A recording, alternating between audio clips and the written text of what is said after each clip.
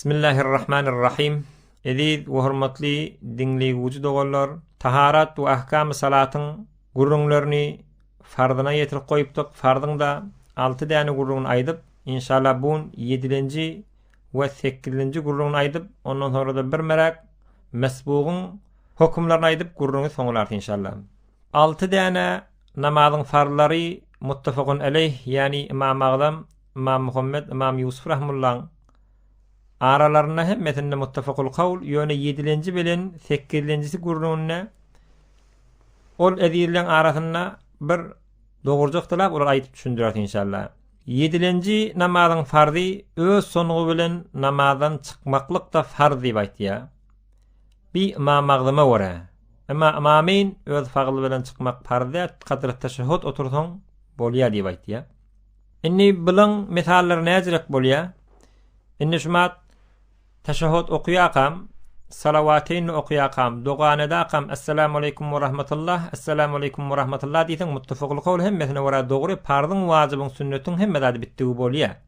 Ýöne bir adam teşehhüdüni okuýar, fagly musalli teşehhüdüni okuýar ýa okuýmaýar. Şuň üstünde birden salam bermänjek tärede bolýar. Hades inderýär.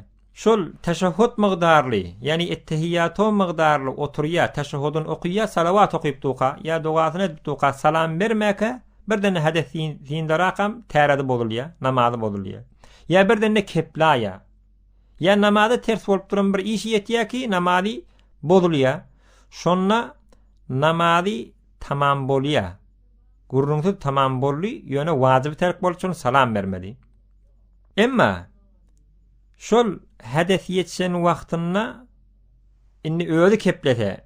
Ya meselen ýanqyalak hades inderse, bularda özüniň fagly bilen çykdy, amma magdamy warada fardy bitdiýär, amma meni warada fardy bitdiýär. Çün teşehhüd migdarly amma meni wara, amma magdamy wara teşehhüd migdarly oturupdy, ýygynyň öz fagly bilen çykmak da fardy diýip aýtýar. Inni öz fagly bilen çykmasa näme bolýar? Niştada ba ihtilaf. Näzirek? Meselen teşehhüd okuýar, okuýandan soňra maňa gün okuýar, erti namaz almışdyk. Ýa-da namazyň wagty geçýär, meselen özüne odur ýetişen adammışdyk. Ýa-da birden başga bir hades ýetişýär, özünden ýetişdiren wagtda başga jür ýetişýär, biriге lakam itiklak göberýär, öz fagly. Ýa-da birden hawa bir ýere ganamana durýar, öz ganadan ok. Teşehhüd okuýandan soňra. Ştada ama magdam namazy bolurly, çon fardy bitmedi, öz sonugy bilen çykýan fardy pes namazyny gaýtalamaly. Ama menne ýok, bu teşehhüdün okuýdy, fardy bitdi. Ýöne ol salam bilen çykmakdy, wajiby terk bolup fardy biten halatynda boldy. Ama magdam da fardy bitmedi. Pes şu derekli şon jürek teşehhüd okuýup da özüňde ýanqyalak günnogan boldy üstüňe. Ýa-da olur halatynda wagty geçen bolsa namazyň, ýa-da başga bir hades özüň ýetişdirmäni, özü ýetişen bolsa namazyň gaýtalamak gerek bolýar. Bir öz sonugy bilen çykmaklyk farz diýen kawla wara. Ine 8-nji farz ta'dilul arkan, ýani namazyň külli arkanlaryny, qiyamyny, rukuny, kawmatyny, secdetini, qa'datyny jaý we jaý ýetirmeklik. Inni şuň üstünde ihtilaf var. İhtilafy näzirek? Şon jürek ýetirmeklik, hemme zatlaryny yer we ýeri ýetirmeklik İmam Yusuf rahimullah wara farz. Emma ýanky tarafyny wara. Tarafyn kim bolýar? İmam Agdam bilen İmam Muhammed rahimullah warya. Bulara wara wajyp bolýar. Ýene-de bir qyl, onda da ýene bir söz gelýär, bulardan riwayat edip getirýär, bir kitaplamyzda sünnet diýip gelýär. On gurrugyny inşallah biz wajibyň gurrugyny gawy aýdyp eşdireriz. Ýani şol farz bolsa İmam Yusuf wara namazy bolýar. Meselen bir adam ruku etýär, ruku gatyp ruku etmeli. Soňra da rukudan galmaly kawmet diýär, şoňa dikelmeli kamil. Dikelmenjek etek diýär. Ýa iki secdäni etýär, iki secdäniň arasynda oturmaly, oturmanjak secdäni ýeni galdyrmanjak ýene secdäge gitýär. Hani jaý bolmady taşlarda. Şi İmam Yusuf rahimullah wara namaz bolýar. Inde başga riwayetler wara aýrylýar ýöne biz şol ta'dilul arkan bin metellemiz bir işlerinde bir meragine wajib farz diýip aýdyp dur, şoňa wara tefsil berýär ony bilmeden çüri. Emma şo taada ta'dilul arkan bolmasa, meden ruku etýärde Subhan Rabbil azim diye akan bir jegede gitdiye etek gawyna da galmaya. Secdäne şeýtdiye, ortasynda dogry oturmaya dem. He wara çalahmrak okuýa. Inni munna wajib terk boldy diye. Tarafeyn. İmam Magdum bilen Muhammed rahmetullah. Munna secdese wetmeli bolýaşy diye. Pes gaýrat etmeli. Namazymyzy yer we yer jaýylja okuyup da farz diýana da wara dogry ýetişýän bolun, wajib diýana da wara dogry ýetişýän halatyny etmeli bolýar. Bir kıyla sünnet diýip aýtdy. Onu sünnet bolsa da yine namaz mekruh bolup sagulýar. Hatta agal dogurca namazyny eda etmeýän, rukun dogurca bitirmeýän, kawmat soňra galmaýan, iki secden dogry bitirmeýän adamyň hatta agal namazyna gelýän irat mekruh bolýar. Inki olakany namaz bolýar. Pes gaýrat etmeli, namazymyzy yer we yer ýetirakam halys suratda yeten halatyny kabul ederýärlik etmeli inşallah. Sonuçlar etsek inşallah kabul bolar, Hudaý Taala kabul eder inşallah. Ondan sonra yine bir sora gelýär. Elhamdülillah namazyň farlaryny gurruny soňladyk. Indi sen ertin ýanky öýle namaz ya ertin namazy sünnetini okuýakam farda çelli oturjak. Şo farda çelli oturanda ştada keplemek dogurmy dogur dämi? Ştada bir gurrun gelýär. Ştada keplemelle. Kepleden aýa sünnet gaýtalamalymy gaýtalamallamy? Indi bäzi ýyla gaýtalamaly, ýöne asak rivayet gaýtalamak gerekke, ýöne sogaba ýyrlýar. Belki näme etmeli şoň aralygynda tesbih aýtmaly. Subhanallah, elhamdülillah, Allahu ekber ya Kur'an okuýmaly. Şol aralarda şu işler etmekliň hiç işgali ýok. Emma bulardan gaýry kepleşäň, başga işler edasaň, eger olur bolmasa, ola namazyny sünnetin sogabyny aradan aýrýar. Indi gaçýada evvelki sünnet keplemen suratyny bolup duran adamyň sogaby ýal alyp bilmeýär. Sogap jaýyna badyr inşallah. Ýöne onu ýal dädip fuqaramyz aýdypdyr. Inni inşallah mesbuk lahın gurrununu bir merak aýdyp eşdirer inşallah.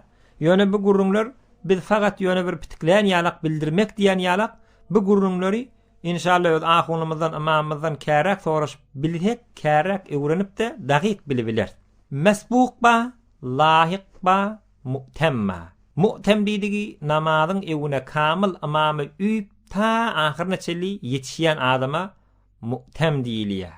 Hemme kamyljak ýetişen diýdigi. Mesbuk diýdigi näme? Namazyň ewine ýetişmäni, bir reket ýa iki reket ýa üç reket ýa dört reket imamdan galyp baryp üýýär. Sonra imam salam berenden sonra galyp ýygyny alyp gitýär. Lahyk ba, lahyk diýdigi namazyň imamy baryp üýýär. Kamil ýetişýär. Ýöne sonra birden hedet gelýär. Meselen täredi bolýar. Hop, inşal adam bir reket okuyandan sonra şeýle bolýar, ya iki reket okuyandan sonra ya üç reket ya dört reket fark etmeýär. Şonda şu gidakam täret kılıp da gelip ýygyny edame beramaly, müňde hukma. Indi mu'temin hukma bellice ol imam nämesi etmeli hubarany gurrun töňülýär. Ýöne mesbugyň bir adyç gurrunlary bar. Indi şoň bir neçe gurrunlar aýdar, başga gurrunlaryny ulamalarymdan soraşdyk, inşallah onu aýdyp bize düşündürgi bererler. Bir mesbuk kamil imamy üýse, yani kamil imamy diýdigi çon imam okuyup duqa birden namaz täredi bolulasa ýygyndäki adamda çekakam halifa tutmaly ýagny şonu gelakam ýerine goýup imam etýär. Şon jürek imam däl, yani ezewvel Allahu ekber diýip salam berýänçe şu birji imamla imamy sahih diýip aýtýar. Şo derekli aňlaýan bolsaňyz köplenç imamyň ýygyna ahun molla ya namazyň hukmlaryny bilýän adam durmaly diýip aýtýandyr ahullarla wagyllarına. Şon birden imam täredi bolulasa, şoň ýygynyň çekýärda, ýygynyň çekýän adam ahkamy namazy bilýän adam bolmaly. Emma bilmeýän adam bolsa ol gurrunly bolýar. Şo derekli garaça adam, zat bilmeýän adam imamyň ýygyny durmasa gawy, bilýärrak adam durmaly imamyň ýygyna. Inni sahih adam, sahih imama kamil ýetişen adama üýasa birdäne mesbuk şol namaz töködünne salam berýänçe teşehhüd okuýarda. Şonu näme okuýmaly? Aya fakat etteyyatu yani hem teşehhüd okuýmalymy? Ya da salawatayn okuýmalymy? Dua okuýmaly, näme etmeli? Imam salam berýänçe gözleşmeli, näzirek teşehhüd okuýmaly. Inni şol iňi gawy asah rivayet teşehhüdün ulutmaly. Meselen etteyyatu lillahi ve salavatu ve tayyibat diýip okuýarda bärde rahat öýde okuýanna. Emma mesbuk bolanna, yani namazyň ewine ýetişmän ýygyny ýetişen bolsa sonra imam töködenden sonra ýygyna galmaly bolýar. Şonu etteyyatu lillahi ve salavatu diýip ýuwaş-ýuwaşdan hewar okyp, haçan teşehhüdü töködenne imamda salam bermäne yetişdiň gawusçy diýe. Emma başga ulamalarymyz ýene 3 tane ýol goýupdyrlar. Bir hawa ulamalarymyň bir neçesi ýok. Eýni imam ýaly okyp gidibermeli ýa. Teşehhüdünü okuyor, salavatyny okuyor, hatta Allah magfirliğini okuyamal ýöne salam bermeli diye. Ýene bir neçe ulamalar näme diye? Teşehhüdünü okuyup boldymy, imam salam bermese şol eşhedü en la ilahe illallah we eşhedü enne Muhammed Resulullah gaýtalap durmaly.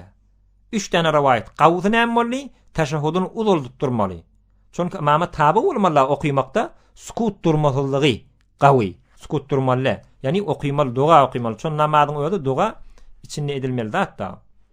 Ondan soň mesbuk her wagtki imama yetişdimi qiraat okuyup duran bolsa bir rekatda, yani cehr okuyup cehri namazlarda bolsa, erti namaz ýalak, akşam namaz ýalak, yatsı namaz ýalak bolsa, şonna subhanakany okuýmaly. Yani mesbuk imama üýünni Allahu akbar diýip üýdimi, dik duran bolsa, indi etek giden nedel. Dik tuqa üýe barp durýanna şonna subhanakany okuýmaly. Haçan okuýmaly subhanakany? Ol imam salam berip goýuňa galanna şonna subhanakany başlap okuýmaly. Emma ýanky adam cehri namazda fakat barp sukut durmaly, hiç dat okuýmaly. Eger imam üýse ola indi mu'tem hukmy bolýapdy.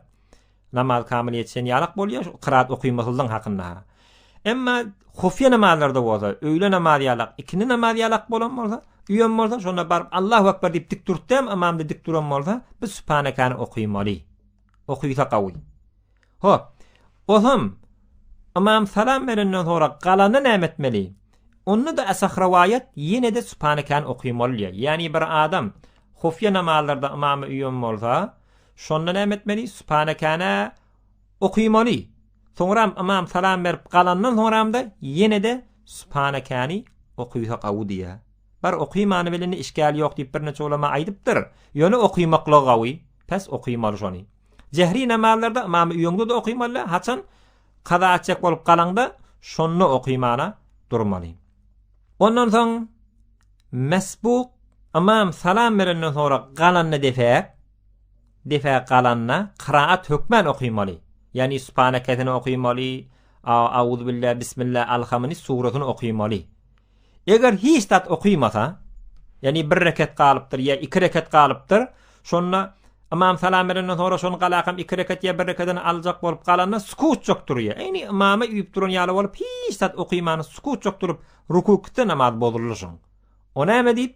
Şon mesbuk imama üýüp duqa mu'temin hukma, imam salam berip galandan sonra munferedin hukmuna alýar. Munferedde ýeki jöl okuyup duran adam diýdigi, ýeki jöl okuyup duran adam evvelki rekat we ikinji rekatinde namaz okuýan qiraat okuýmaklygy, qiraat okuýmaklygy yani alhamdyr ya suradyr, hükmen şolaň birini okuýmaklygy boýuna fardyň gurrugyna aýdyp geçenler. Qiraatyň hukmyny şol hukm mesbuk goýuňa galandan sonra şoňa gelýär. Emma lahiq näme? Lahiqyň gurrugyny ýa-da aýdypdyk ýani tarifini. Lahiq adam imam salam berenden sonra galya, şol galanna hiçtat okuýmaly. Sukut çokdurmaly. Eýni imam hukmen imam ewünne ba oň diýe. Yani imam ýok hakykatan, ýöne hukmen imam pes qiraat okuýmaly. Çon imamyň qiraati ýa-da üýüp duran adamyň qiraati bolýar diýe. Şu derekle lahiq okuýmaly. Mesbukda eger lahiq ýalak ol salam berenden sonra goýuňa galyp okuýmana duran namazyny qiraat okuýmasa namaz bolýar. Ştahyna diqqat edeýin. Hükmen okuýas ýöne biz hukmlaryny aýdyp beripdi size. Emma lahiq qiraat okuýmasa namaz bolýar. Mesbuk qiraat okuýmasa namaz bolýar.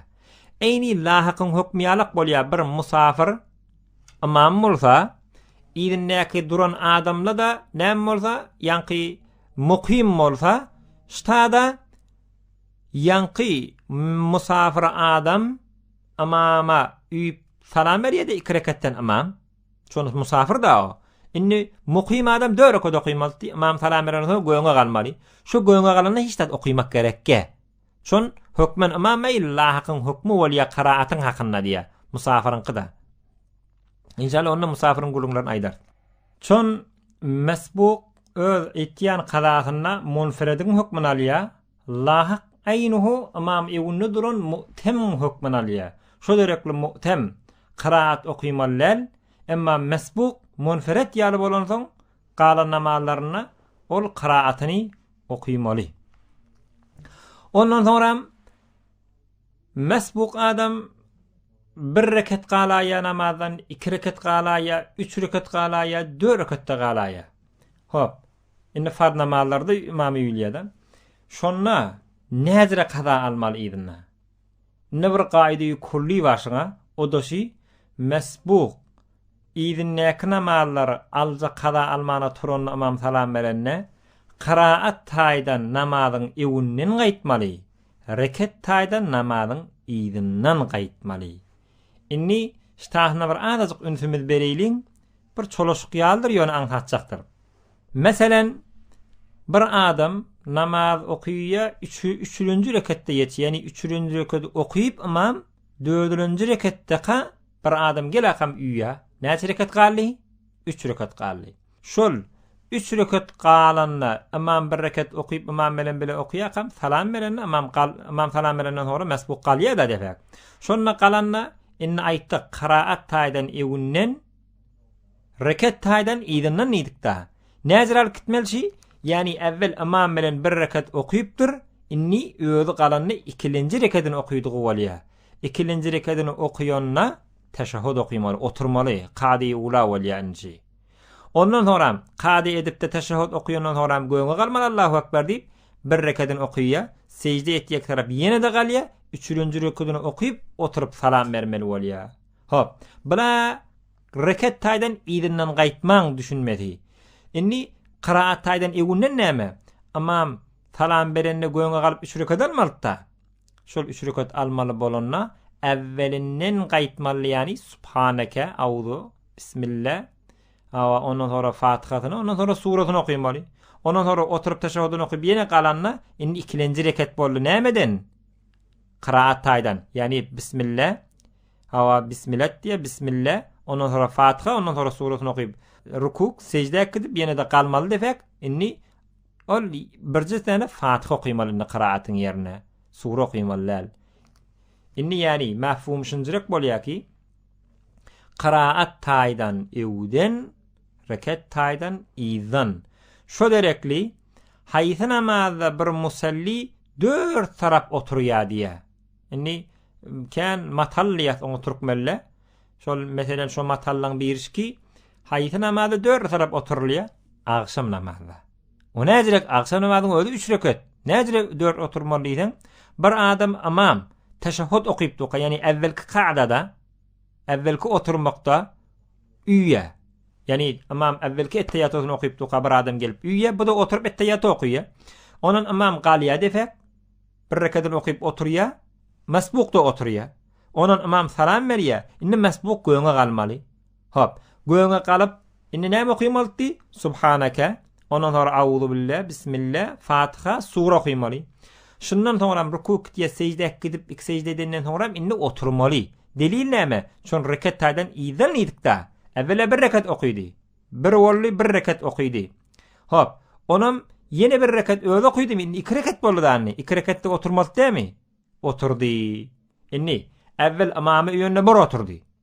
Ondan sonra imam tökötüp salam berjek bolanda bir oturdy. Indi öňe 1 rekat okuýandan sonra ýene oturmaly. Akşam namazda. Oturdy, oturup ýamaşap ýene de teşehhüd okuýakam galmaly. Indi 3-nji rekat boldy hanni. Indi ýamaşap birje Fatihatyň suratyny okuýakam oturýar, ýani rukutyny secdesini edenden sonra oturýar, salam berýär, 4 oturdy bolýandyr. Başga hiç 4 rekat farzda da, sünnetlerde de, 2 rekatda da, 3 rekat farz, başga farzlarda hiç 4 oturup bilmeýär. Fakat agşam namazda 4 oturup bilýär.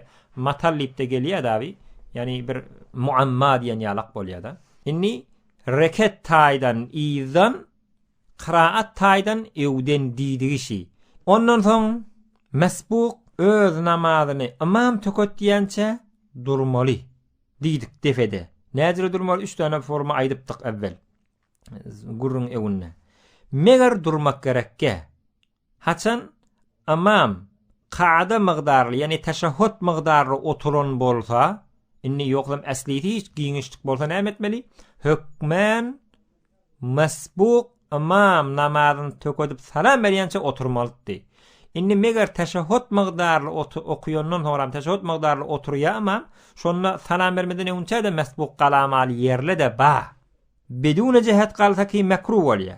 Namazy dogry, namazy bozulmaýar. Yani imam eger teşehhüd migdarly okuyan bolsa, ettehiyyatun tököden migdarly oturan okuyan bolsa, ondan sonra men salavat okuýmanlar. Şol salavatdan önce muqtadi ýa teşehhüd migdarly okuyandyr diýip göňe galyp, ol geçen namazylaryny kaza etmäni durýar. Eger şeyse bedune odur bolsa mekruhşy. Berde edasada namazy fardy bitýär, wajyb bitýär, kerahiyet bilen. Ýöne şol kerahiyetsiz de dogry bolýan ýerler bar. Yani imam teşehhüd migdary oturanyna salam bermeden önce gala ya mesbuk nämelerde şo. Biri bir adam mesgedipdir, bir mesbuk mesgedipdir. Eger imam salam berýänçe dursa wagty geçse. Yani bir gece günnide muqim bolsa bir gece günnide, musafir 3 gece günnide. Indi sagady bellice işte ýene-de bir 2 daýyga galypdyr meselen. Dagyk bilýär özi. Ya imam kärrak durýar 5-10 daýyga eglenýär. Sol qadada. Inni eger şoňa çeli durbaşyk bolsa ýokmen mesxib bozuljak. Yani jyrmygynyň mesxib bozuljak, tärede bozulýar da, namazy bozulýar. Şo derekli teşehhüd migdaryny okuyan bolsam derejke galakam ýene edame berämer. Ýa-da bir mustahadat. Yani bir ýara ki özünden hey kan akypdy. Indi maşgalalarda da bolýar, erkeklerde de bolýar bi. Meselen burundan kan gelýär. Ýa-da meselen dişini çektiripdir, dişe ganyň duranak bir kugulläp. Ýa başga bir silsileyi bowly wa rihi wa ol gurrunlarda evvel aýdylyp geçildi. Şonjurek adam wagt çykada tärede bolýardy da. Eger imamy üýüp şol teşehhüd migdary durandan soňramda oturasa wagty çykarmaga diýip gorkýar. Ol ýanky tärede boljak da eger wagty çyksa namazyň wagty çyksa. Şo derekli ýene de goýoňa galamaly.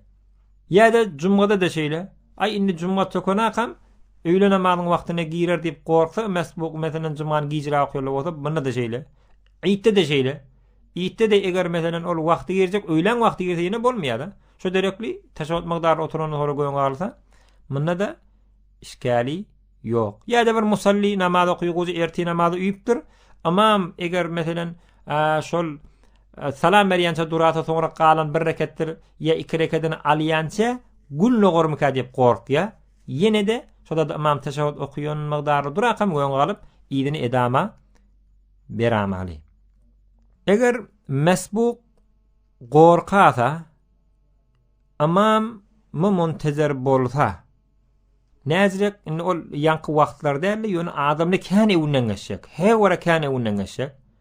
Imam töködenden sonra durjak gäle. Kän adam günäkar boljak. Şo derekli teşehhüd migdary okuýandan sonra goýoňa galaka ýygyny edame berip salamrak töködip bilýär. Teşehhüd migdary ýöne hökmen imam duran bolmaly.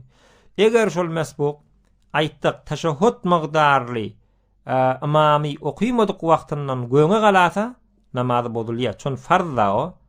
Ýanky teşehhüd migdary durmak, ettehiyyat migdary durmak. Eger teşehhüd migdary durandan sonra goýoňa galsa namazy dogry bolýar.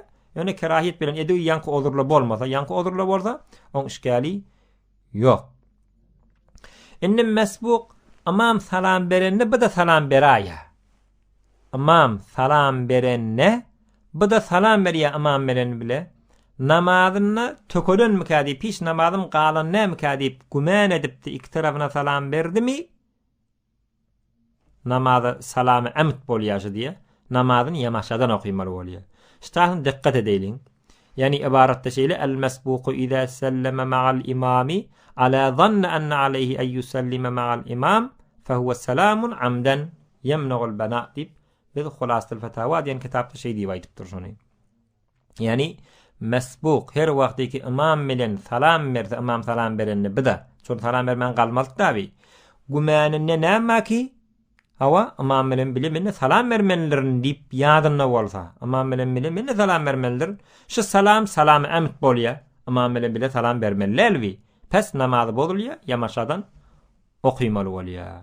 We birde mesbugun ewünne kuduran imam secdese oýna wajyp bolan bolsa, şonda şol imamna taby bolmaly. Yani imam bilen secdese etmeli, imam secdese edip salam berenden sonra galmaly bolýar töködenden namazyny. Emma ýanky ewdäk geçen aýdallamyz ba, ýanky eger mesbuk teşehhüd okuýar ham galamaly, eger ol namazy geçecek bolsa, tärede bozuljak bolsa, ýanky ýaly olur bolsa, o secde sowda tabyk da bolmak gerekdi diýip aýtýar. Ýöne secde sowda tabyk bolup eger giňişlik bolsa, ondan sonra imam salam berenden sonra galyp namazyny edamy almaly bolýar. Inni namazyň farlaryny aýtdyk, geçdi. Mesbugyň da bir neçe gurulmaryny aýtdyk. Wassalamu aleykum we rahmetullahi we berekatuh.